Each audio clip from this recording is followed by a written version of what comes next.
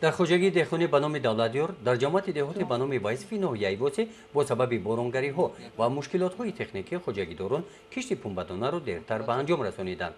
با وجود این حالت نیال های پخته در حال خوبی نشونما قرار دارند.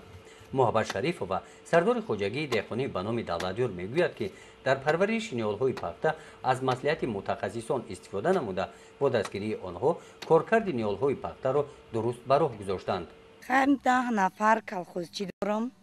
خیلی به وقتش نقص چوبق میکنن، نقص سمشونه میتیم، خیلی قطی گرمک میتیم شون.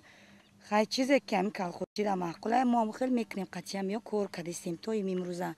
یکون کلخوزچی خیلی تا امروزه یکون گپ نگفتن نوریزا نیستن همی خوجگی ما ذوق داریم همی زمینده گیدیل ای سیتکم قطعیم کلخوزچیمون خیلی به هوس نقص کار کردیم تا امروزه. در خوجگی دهخانی به نام دولتیار اعضایان خوجگی دهخانی همه زنان هستند. از آغاز کارهای صحرایی زنان به کار برآمدند. در چابق اول برابر نرم کردن بیخی نیال‌های پخته علف‌های بیگانه را کنده می‌پردازند.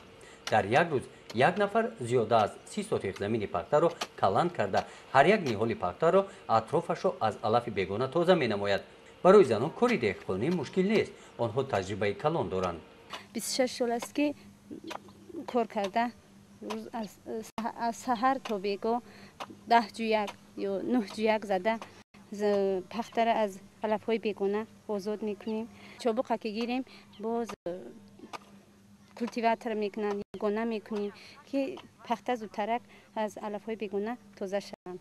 خوجگی دهخانی به نام دولتیار سال 2004 تشکیل کرده شده است. این خوجگی در اول تشکیل مساحت 30 هکتار زمین را استفاده میکرد. با تجدید زمین‌های خوجگی بین سهامداران 10 هکتارش باقی ماند. سال 2011 هم سهامداران محبت را سردار خوجگی انتخاب نمودند.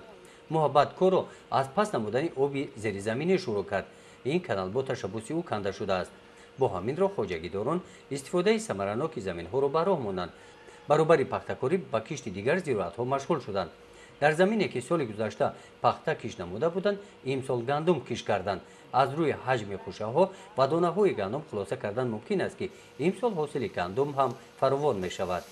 جو گندم فقط میکنیم امسال گندم پخته را میکنیم که جویش پخته جویش گندم برای نمی حاصلش خیلی میگیریم 4 5 تا 10 بونکی میگیریم امسال همی گندم کشتی جو گندم کدگیمون جای گندم امسال نصیب باشد با جگوری کردنیم پیلوز کردنیم خیلی با جاروب کردنیم.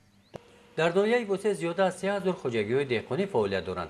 در 245 خوجگی دهقانی زنان رهبری خوجگی دهقانی هستند. در فراوان گردانیدن محصولات‌های کشاورزی و بازاری استعمالی آنها سهم کلان دارند. گزارش خواجه نظریف خدای نظر زهروف از ناحیه ایواسه برای برنامه اطلاعاتی نوید.